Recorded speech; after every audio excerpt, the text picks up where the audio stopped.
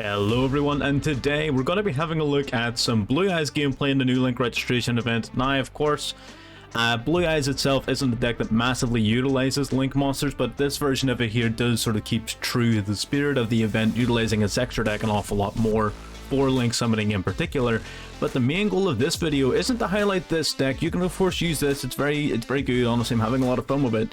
But the main aim of this video is actually to highlight some of the opponent's decks that I've been going up against, because I've been facing a lot of extremely powerful and extremely creative decks from a lot of opponents, and they're pulling out wins against me. So while yes, this is a powerful deck, go ahead, use it if you want. It's up to you. I was just having a bit of fun with it, but the main aim of this video in particular is to cover off our opponent's decks, because they were really cool. I don't have the resources to use them myself, otherwise I would, but I just wanted to throw a spotlight out on there. You know, we're sort of halfway through the event, we still got about 9 or so days left. Just want to give people ideas for if they want to pick up a unique deck, something that's a bit more fun to play as opposed to uberly competitive. You can pick up some of these decks and then try to use them yourselves. So I just want to basically give the guys who built these decks a bit of credit and sort of analyze these newer archetypes that we have been using on the channel ourselves. So if you like what you're seeing and you want to see anything more, feel free to subscribe and leave your comment down below as to what of the opponent's decks you prefer, like which was your favorite and why, because there's a lot of really unique ones in there. So yes, without further ado then, let's get into game number 1.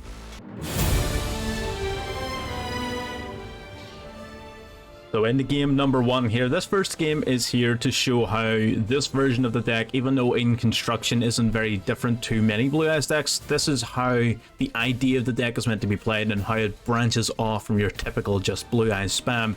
So we're going to go for Sage and Dictator of the exactly like you would any other time. Special summon out the Blue Eyes alternative White Dragon, discard 1 for revive a Blue Eyes White Dragon from the graveyard. Typically this is where you would leave it, but now we're going to link summon into Romulus. Romulus is going to search our deck for Dragon Ravine, which has been a really clutch card in all of these games. Then we're going to link summon in the IP Masquerena here, and then use these two to go into Mech Knight Crusadia Avramax. So this was really cool. If you use Masquerena for a link summon, the monster that you summon cannot be destroyed by card effects. Avramax himself already cannot be targeted by card effects, and if any special summon monster battles him, he gains their attack points.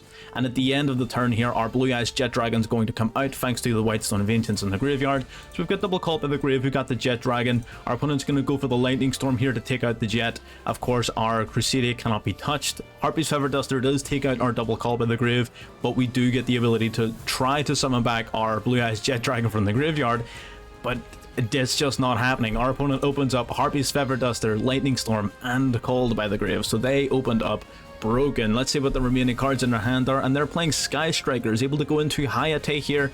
Of course, Crusadia Avramax has the ability where your opponent can't attack other monsters you control, they have to attack this, unless they're attacking you directly, so Hayate can bypass that block. It's going to send Engage here to the graveyard so they can summon out their Kagiri. Kagiri then is going to grab their Engage from the graveyard. So again, it's just basically a search. Engage is going to allow them an additional search, an additional draw. Shizuku at the end of the turn is going to search for another monster. Rose special summons itself out. I don't know why they didn't activate the Engage. I don't play Sky Strikers. I don't know if there was some sort of restriction or something I missed, but either way, I'm not going to worry too much about it. We've got our Crusadia Avramax, which again is really a massive threat to our opponent here. We're going to go Dragon Ravine, discarding the Drayden to send a dragon from our deck to the graveyard. We sent our White Stone of Legend to add the Blue Eyes White Dragon to our hand. We're going to banish then the White Stone of Ancients from the grave to add the alternative White Dragon back to our hand as well here. And then summon it to the field. So we're going to use its effect, pop the Shizuku to force him to summon the Ray from the graveyard. And this is another thing we were anticipating here with the Sky Strikers. He's going to try and go into the Earth Sky Striker, Kiana. Kiana normally would be able to target a monster to stop it from attacking for the rest of the turn. The only targetable monster is the Blue Eyes alternative White Dragon, so we still get our attack through just fine. We knew they were going to do something like that. So basically that means that the Ray is only a once per turn float, which means they don't get their second float, which is great. Hayate is going to come out here again. They're going to swing directly again. Here is the Engage coming out, grabbing the Jamming Waves and an additional draw 1.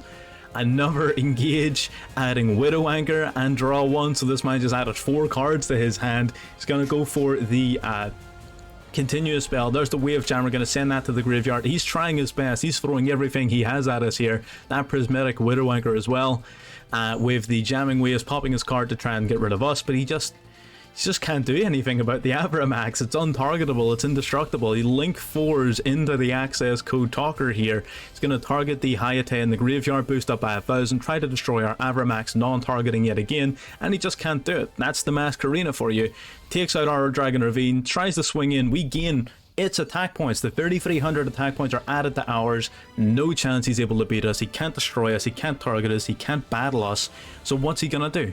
Sky Strikers just have like no out to this card. Their only out is if he were playing the Goddess of the Underworld in his extra deck. That would be pretty much the only way he would get rid of it. We're going to go for Melody here, discard 1 to grab 2 dragons from our deck, the Alternative Dragon and the Jet Dragon. Droll Knockbird activates, but that doesn't matter to us. We're just going to swing here for a game, and that's it.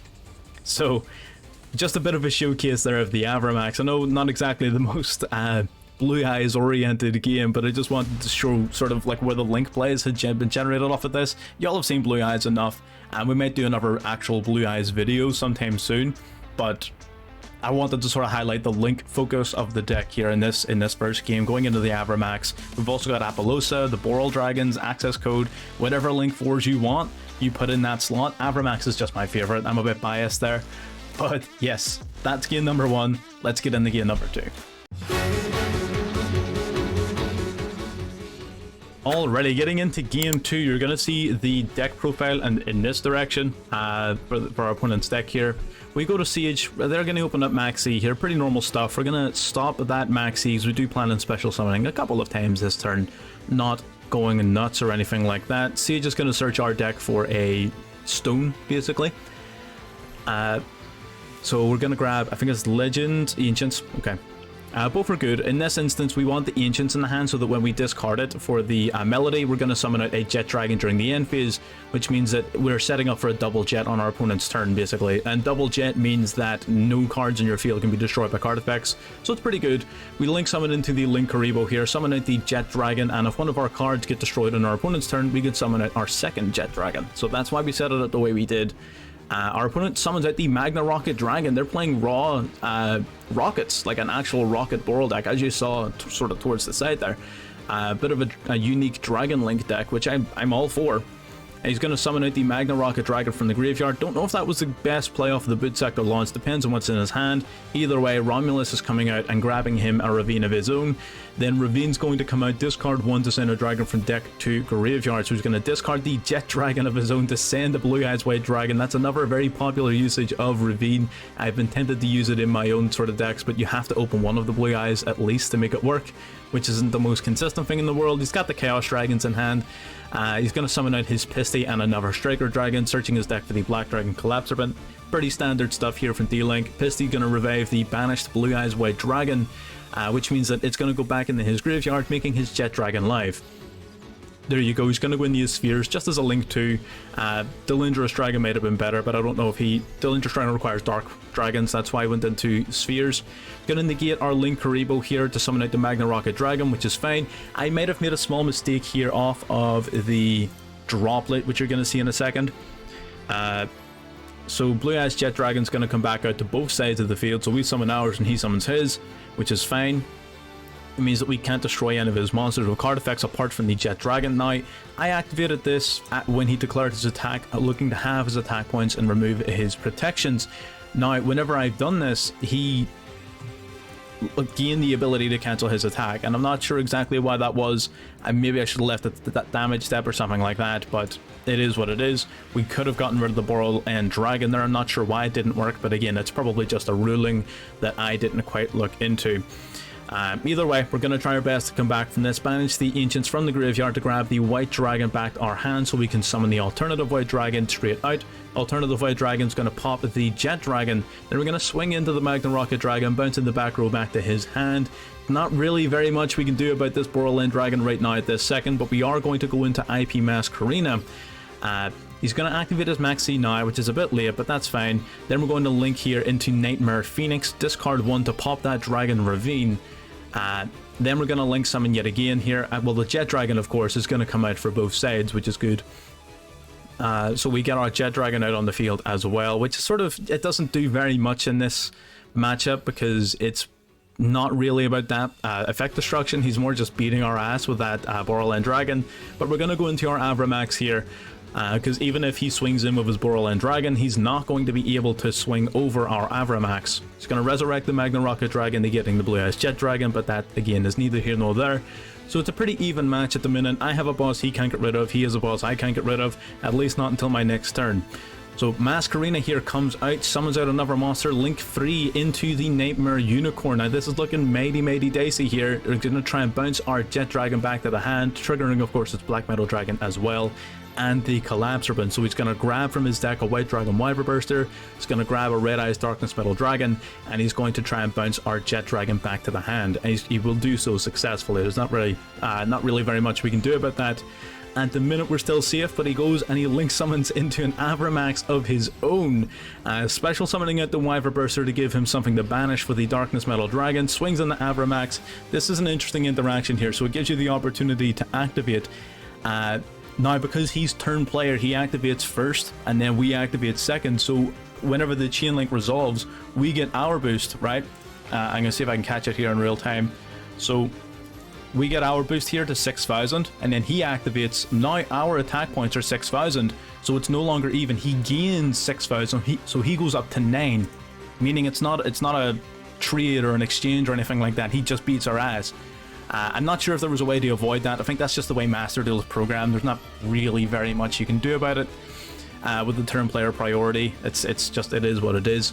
But we do get to shuffle a card on his field back into his hand. Jet Dragon comes back out to the field here, but so does his. Looking at our life points, it doesn't really matter summoning out another monster because he's able to match us just as well.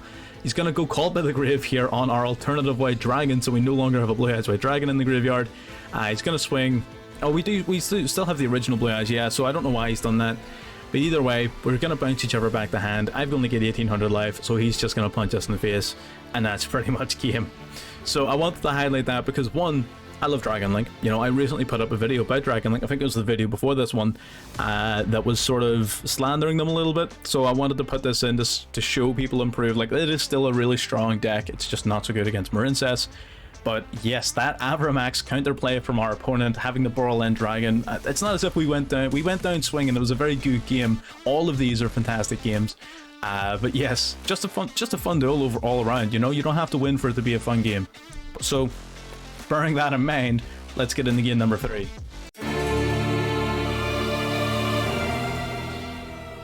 You're going to want to get comfortable for this one. This one's going to be a bit on the longer side. Our opponent's running a 60 card deck, of course they are. We're going to summon a Dictator of D here to summon a Blue Eyes Jet Dragon from the graveyard, which is nice and handy. We've got a Blue Eyes now in the grave too. Discard the Blue Eyes in our hand to grab the alternative White Dragon as well as the original copy again, so we have something to reveal to summon out the alternative. Then we're going to link summon here into the Heretic Seal of Heavenly Spheres and set 1 pass. So Spheres means that basically at any point we can bounce a card back to his hand and then summon another Blue Eyes from the deck, so our Dictator of D is still live and we still have the protection of the Jet Dragon from the graveyard. So we're still pretty confident here. We're still pretty comfortable. Our opponent is playing Reptilians, sort of. He's playing Grasslook Screener here, and again, you saw the deck list sort of towards the side. He's playing Tridangles and the Ogdoax, whatever they're called. This is a hell of a deck, so it is. I had no idea really what we were dealing with. I decided early on here we're going to try and hit this Hound with the Called by the Grave, because he tried to summon it out to the field. So, you know, we're just going to remove one target from his graveyard, that's fine. He didn't get anything else really off of that Grasslook Screener, but he does have a lot of fuel in his graveyard for later. Summons out a monster, that was his normal summon, so we're going to special summon now out the Jet Dragon after bouncing it. So long as you control the Blue Eyes monster, and that's the thing as well, so the field spell's pretty nuts, in that if your opponent controls a monster with 0 attack points, you can steal it and then give them a token to take its place. So they stole our Blue Eyes Jet Dragon, which we didn't really see. There was no real other option. It's fine, it's not the biggest deal in the world. We have the Ancients in the graveyard, which is handy. Discard Blue Eyes to summon back our alternative White Dragon, so now we can pop the Blue Eyes Jet Dragon, basically get it back. We're going to link summon using that token into Link Karibo here. He's going to set Lost Wind from his graveyard, which is unfortunate. That will come up later. Jet Dragon, once destroyed, will summon itself back to our field, so we reclaim our own monster, which is good. Our opponent's going to go Nyami here, and we're going to reduce our Jet Dragon to 0. Because of that, we decide to go into the Nightmare Unicorn, discard 1 to return that field spell back into the deck. The field spell is a real pain. Now we're going to go into Avramax. Now, bear in mind, this Avramax does not have the protection from Masquerena. It is just a regular Avramax, which is still difficult to get rid of. You can't swing into it, really, and you can't target it with card effects, but it can be destroyed by them. So it's not as safe as it was in previous plays, and we still have a lot of things set up on our graveyard here. It's just a bit difficult for us to access right now at this second. Triangle Trinity here is being protected by the... So long as this continuous spell is face up, his triangle monsters cannot be destroyed by battle or card effects. So this spell card here, this is the real problem. We need to find a way to get rid of this.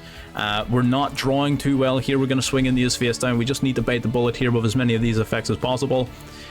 We don't really have the freedom to be just lounging around, really, because his deck isn't pure triangles either, so it isn't, but it seems to be mainly triangles. Draw 1 here. Again, even our Maxi isn't all that strong. He's going to go for the field spell again. He just hard draws into it, which is unfortunate for us. He searches here for his Triangle Hound, which is one of his main attacking monsters. He's going to tribute 2 to go into the Hound. So the way the Hound works is the Hound was actually... this was actually a boss monster from the anime, which is pretty cool. Basically, all of your opponent's monsters that are linked to a Link monster lose 1,000 attack for each monster they're linked to, including the Link monster itself, of course. So basically, he can just reduce your opponent's monsters' attack points way down, especially if they're playing Links, which in the Link Festival, that's all anyone's playing. We're going to use our Maxi here just as he's going to basically try to summon something from his graveyard. Pop 1, summon 1, so we get to draw. We draw another Maxi, but his field spell does trigger our Blue Eyes Jet Dragon, so we at least have that. But we accidentally summon it to this zone here, which makes it now small enough to be beaten over by the Crusadia. We didn't pay attention to the Hound. So you got to learn from your mistakes. Avramax, of course, is at least going to shuffle that monster back into the deck here. We didn't really know which one was going to be most important. We decided that monster was going to be a pain because it can continually resummon itself from the grave. I'm going to swing into his monster here. He's going to use his Lost Wind now. We're still bigger than his monster at least, so we're not going to get destroyed, but we are going to get a small amount of damage in.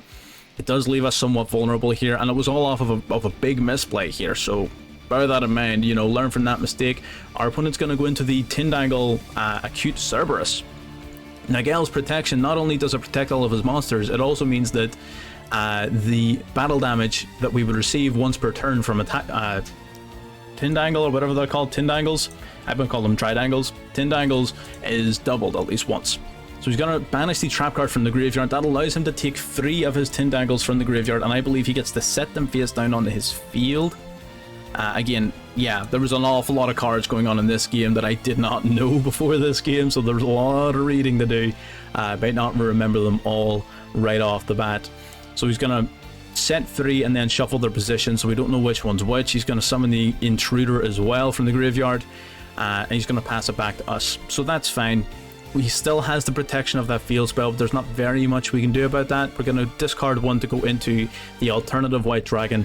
It's the only target we have left in the deck, but we do have the Ancients now in the graveyard to add back a Blue Eyes, meaning we have our White Dragon on the field. So we can use that to pop a card. Again, they're not protected so long as they're face down. We happen to snipe the Hound, which was pretty good, but if it's sent to the graveyard, he basically gets to flip one of his cards. So he flips the Intruder, which searches his deck for a Tindangle card. That's not the biggest of deals. We now have double Jet on the field, so we're now protected from all destruction, which is amazing, although we're not going to be doing that for long. Again, we need rid of that spell, so we're going to use the Phoenix, discard 1, pop the field spell. Now we can finally start taking out his monsters. We bounce 1 back to hand, take out his defense position monster there, swing in his last remaining monster, which just happens to be low enough here. He sends a trap card from deck to graveyard yet again. But we've cleared out his field. He is going to use the trap card to set another 3 from the grave. It's very, very difficult to keep this guy down. Tindangles are just sticking on the field. They are so difficult to get rid of. He's going to set all 3 back to the field, shuffle their positions. Intruder as well is coming back. That's setting 4 monsters during our end phase. That's nuts. So powerful.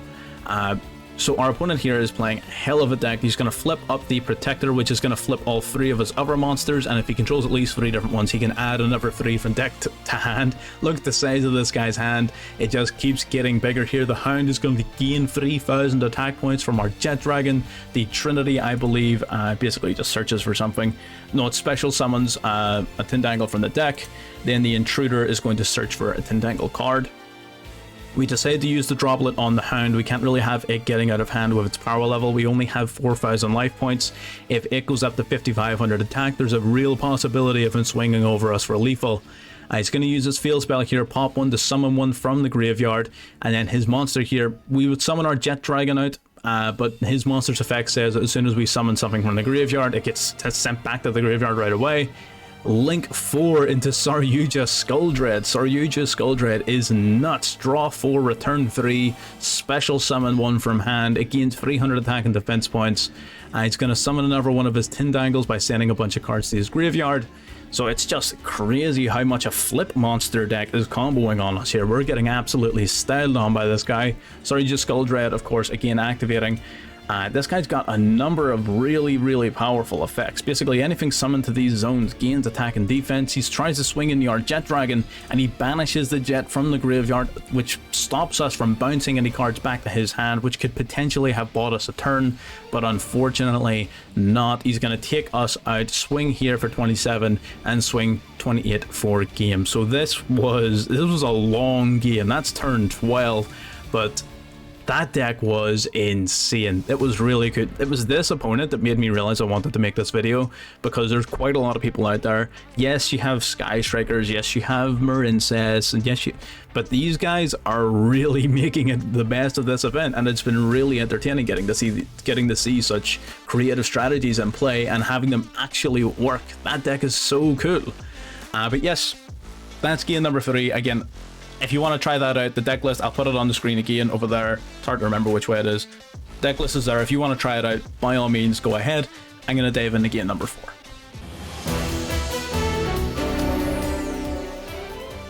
Alright, getting into the 4th and final game of the video here. We are going second this time, and we're against Live Twins. Now, typically Live Twins, you know, not that interesting. It just sort of is what it is. They've been around for a while. They're pretty cool, but they're not new or sort of creative by any standard here. Standard plays here. Again, you've seen this combo on my video a few times. This combo on my channel a few times already. Going into Sunny and then ending their turn. So basically, during our opponent's turn, whenever they want, they can tribute their Trouble Sunny to special summon both of their evil twins back from the graveyard. Then they get to pop 1 card and pop 1 card and draw 1 card. And then they probably have a bunch of hand traps. So that's generally how the deck works. It's not a lot of interruption from their actual board, but their engine is like 3 cards, so they can run 472 hand traps. That's generally how they work. So we draw into double trade-in. Double trade-in isn't fantastic. We are going to have to use one now. We draw into a 3rd trade-in as well as a Max C, so we're not really doing ourselves any favor here. Dictator of D going to send Blue Eyes White Dragon from deck to graveyard. They're going to use a Max C of their own, which is significantly more useful than ours at the moment, but that just sort of is what it is. Dictator of D then is going to discard the White Stone of Ancients to summon the Blue Eyes White Dragon to the field. Sorry, the White Stone of Legend. White Stone of Legends would search our deck for another Blue Eyes, but it's going to get negated here by the Ash Blossom, and that sort of does hurt because we were going to make another one of our trade-ins live, so it's not the greatest for us. But we do have Dragon Ravine here. Dragon Ravine discard trade-in, send the Ancients from deck to graveyard, so at the end of our turn, our Blue Eyes Jet Dragon is going to come forth and protect us from destruction, essentially. So he's going to use his evil twins. He gets to resolve them before we summon our Jet Dragon. Gonna pop our Blue Eyes White Dragon, but again, who cares? It doesn't really even matter to us. The most important card is the Jet Dragon, of course. So now basically the Jet Dragon protects our field from destruction, and Dictator of D allows us to choose our opponent's attack targets. We're going to use Maxi preemptively to stop him from doing any sort of funky chains. He's going to use Secret Password to grab the Sunny Snitch. Look at the size of our opponent's hand. Sunny Snitch then is going to allow them to search their deck for another one of their starters, so they grab their pink Live Twin. Now they're going to go Harpy's Feather Duster, which doesn't work because of the Jet Dragon, so that does nothing. Set 2, and they link into Trouble Sunny here again. Then they're going to, and this is where it gets interesting, so this is why I wanted to feature this one. Then they summon Unchained Twins Sarama. So these guys are playing Unchained as well, which is really interesting. They're going to send Dictator of Deed to the graveyard. We don't care. We can bounce their Turbo Sunny back to the extra deck. He swings in with Sarama and uses that to special summon out the Rakia. Rakia then again crashes in to summon out from the deck the Unchained Abomination here. Abominable Unchained Soul, discard 1 to pop our Jet Dragon and hit us directly for 3k. Then he was going to go for this, the Lave Twins home to resurrect basically one of his... to special summon out some of his evil Lave Twins from the graveyard, from the deck. I was assuming that was going to be part of some sort of push for lethal damage, so we decided to ash it. We don't really want to be dealing with that, but we do of course have to contend with the Abominable Unchained Soul, if I could speak. Gonna banish Ancient from the graveyard to grab the Blue Eyes White Dragon back to hand here. We're gonna use Trade In, ditching it to draw 2 more cards. They're gonna go for the Abominable Chamber here. We're gonna chain Maxi. It's basically gonna allow them to resurrect an Unchained monster from their hand or graveyard. So it sort of is what it is. They end up resurrecting Sarama, which is fine by us. Of course, we have the double Call by the Grave now, so we're in a fantastic spot on that front. We're going to send the White Stone to the graveyard to summon out the Jet Dragon straight from our deck. And again, this would normally search for our deck for a White Dragon, but I don't think we have one left. I think we have all 3 in play. Yeah, we do. So he pops our cards, which is fine. Our Blue Eyes Jet Dragon, of course, resurrects itself because the card on the field was destroyed. Sarama would normally summon out another Unchained card, but we got that Call by the Grave. We're not going to let that happen here on this turn. So we're going to banish it from the graveyard, which is fine. Now, the Jet Dragon, of course, will resurrect itself. It has the same attack points as his Unchained Soul. We have a decision to make whether or not we want to crash. And first of all, we're going to use Ravine, discard 1 to send Ancients to the graveyard. We're setting up for our next turn. We decide we're just going to swing in, bounce it back to his hand, set a card face down, and end our turn. So, very good overall. We've taken sort of very firm control of the game. We have the Call by the Grave face down, which means we have pretty good counters to him. He's going to search his deck for another starter. That's what these 2 archetypes have in common. They just have like 1-card starters for days. They're going to go out into the Pink Evil Twin. We're going to take this opportunity to banish the one that's already in the graveyard, negating its effect. Unfortunately, it doesn't target before resurrection, so we don't know which of the blue twins it's going to resurrect. Can't really run the risk. We're just going to banish the pink one and be done with it. Essentially, there's nothing else really he can do on that front. Drawing into our turn, there's the Blue Eyes Alternative White Dragon. That was a hell of a top deck because we can use Ancients to grab the Blue Eyes White Dragon from the graveyard, show it to our opponent, and summon out the Alternative White Dragon. We're going to lose 400 life points. They're going to gain 400, which, you know, doesn't really matter. Swing in with the Jet Dragon, bounce their back row card back to their hand, take out the Twin here, but he is able to banish one from the graveyard, which will reduce the attack of our monster equal to the damage that we inflicted through battle. He does have the Unchained Abominable Soul in hand, because we bounced it there, we knew it was there, which, because a card was destroyed, will summon itself back out to the field. It has another sort of special summoning condition as well, but it can only be summoned once per turn, where it would normally sort of summon itself in the graveyard. He discards 1 to try and pop us, but we're protecting ourselves with the double jet basically set up. So we are able to yet again come out on top of our turn, on top of the duel. We're holding advantage here, but he has another pink twin here. He's able to combo again into the blue twin. The blue twin will resurrect the pink twin from the grave, and that will allow him to draw a card. Then they're going to activate the Unchained Abomination's Prison, which is an interesting card. Basically, it's just a search, which is pretty interesting. Unicorn comes out. Unicorn discard 1, or normally would if he didn't have the Unchained in his hand. He pops the face down card to summon itself out of the field. All of the Unchained spells and trap cards, they all have a common effect basically, where if they're destroyed while set, you get to summon an Unchained monster straight from your deck. So it's crazy for extension because all of your small Unchained monsters have an effect where you can destroy a card you control to summon them. So basically you set a card face down, pop it to summon your monster, and then you summon another monster straight from your deck. So it's pretty nuts. And then because these guys are all fiend monsters, they have that synergy with Lave Twins, which is pretty cool. Either way, we get our Jet Dragon back out to the field, so we're protected yet again from destruction by the double jet. We're pretty confident here, but he goes for the Unchained Soul. So this is the other sort of gimmick of the archetype. So this archetype, Unchained, has 2 main gimmicks. One is pop, pop, pop. You're just destroying cards, you're generating an advantage from destruction. The second gimmick is using the Soul of Disaster, and then your link monsters, you link claim by using your opponent's monsters as material for your link monsters. So Soul of Disaster starts the whole chain off by linking with one of your opponent's monsters into Soul of Rage. Soul of Rage then links up into Soul of Anguish. Soul of Anguish then eventually becomes the Unchained Abomination. So they've got two real gimmicks. Here's the Unchained Abomination now. So this would be the final boss monster of the deck. Take out the alternative White Dragon. When a monster is destroyed, he pops another one. So our Blue-Ass Jet Dragon is gone. Pokes us for 18. We're not looking too hot here for life points. We got 900 left, and we've got one card left to draw here. We draw into 1 for 1. And now we're just going to drop it. We don't have any useful cards, any useful targets. We didn't have any useful dragons in our deck either, and they're able to pop our Dragon Ravine here at the end of the turn, which we knew was coming. That's why we were sort of holding off. We can still use our Jet Dragon to hopefully protect ourselves from something, but it's highly unlikely to be effective. They're going to summon out one of their Unchained Twins again to go into the Soul of Anguish that I mentioned. Soul of Anguish links with our monster into the Access Code Talker. Access Code Talker boosting itself up by 3k, and that is game. Really, really cool deck from our opponent. I was tripping over my words through half of that game. But really cool deck from our opponent, really taking advantage of the sort of multiple decks, their synergy with them all being fiend monsters, with all being link focused.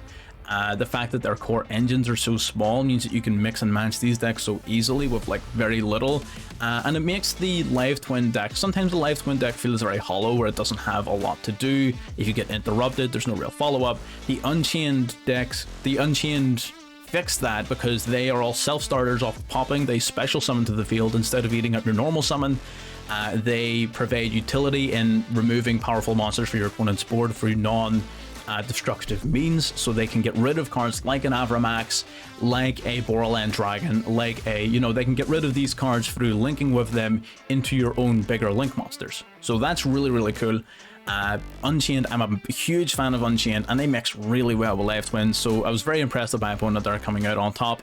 We were ahead most of that game. It was pretty back and forth, but they just had it in the end. They came out on top, and, can't complain about a fun game. So yes, that's it for game number 4. Let's have a brief look over the 3 decks now. Alrighty, so here is the deck that we have been using. It's not optimal Blue Eyes. We weren't trying super hard to win. We were just trying to have a little bit of fun with Blue Eyes. It's pretty simple. I'm only playing this because I saw someone in the comments. They had left a comment saying that, oh, all I'm facing is Blue Eyes, and I hadn't faced a single Blue Eyes player. So I thought, okay, let me see what's going on there. Someone might be onto something. They weren't. It's not all that great, but I couldn't pass up the opportunity. Going against so many really great opponents there, I had to shine a spotlight on them and sort of get them up. So you can see on the screen now there's 3 deck profiles of all 3 of the guys who went against the Tindangle, the Dragon Link player, and the Unchained Live Twin player. So all 3 of them are going to be on the screen. Really, really solid games, really solid opponents, very fun and solid decks. Probably going to be giving them a go. I've been just looking for a reason to build Unchained up until now, and I think I've got my reason, so keep an eye out for Unchained sometime soon. But yes, I don't have very much else to say here. This isn't the deck profile for Blue Eyes. You can take this and use it all you want. It's relatively similar to my previous list for just regular ranked, apart from the extra deck is pretty different, but I'm sure that anyone who knows what they're doing can sort of work out how this generally works. It's not super competitive, but it is a bit of fun. Anyway, I'm going to stop myself before I continue on rambling and getting off topic. That's been the game. If you like what you saw and you want to see more, feel free to subscribe, why not? And again, like I said before, tell me which of the 3 that you're seeing on your screen do you think was the best? Because again, I personally was a huge fan of the Unchained Live Twins one, but the Tindangle deck was super cool as well. I've never looked at the deck like that. I always thought it was way too slow, but that sort of changed my mind a little bit and opened my mind looking at it. So I'm gonna have a look at those. You guys leave below what your favorite was and why, and I guess I'll just see you on the next one.